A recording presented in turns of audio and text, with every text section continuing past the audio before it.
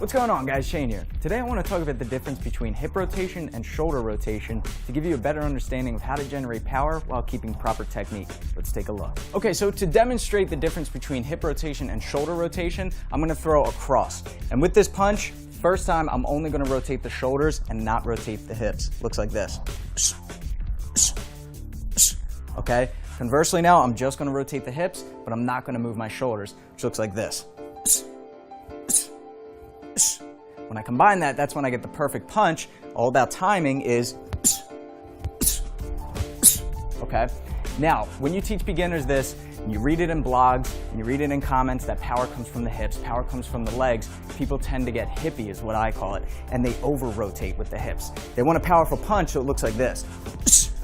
But when you do this, what's especially wrong, besides being out of position and off balance and actually having less power, is your follow-up punch. Let's say you want to throw a left hook. Now it has to travel from back here a very far distance before it lands, and that's time that you lost.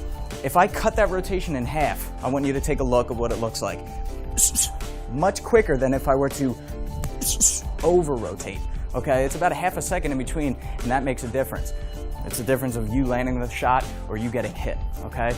So don't over-rotate. And another problem that people have is they only rotate. There is no shoulder pop. And I know people say you shouldn't punch from the arm, you shouldn't punch from the shoulder, but I disagree. If you time it all correctly, the rotation of the hips, pulling of the shoulders, and the pop of the arm punch, that's how you really get that perfect punch. So with that same one, we're gonna throw that left hook again. If I don't have any movement with my arms, it looks like this.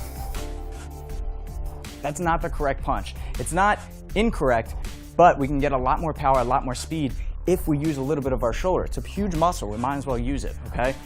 I'm also using my hips. I'm also pivoting on the lead foot. I'm also pulling my shoulder back. So it's not incorrect. You should use your arm when you throw your punch. It is a punch, all right? So the difference between this and that. You can already see the difference. That's the proper way to throw a punch.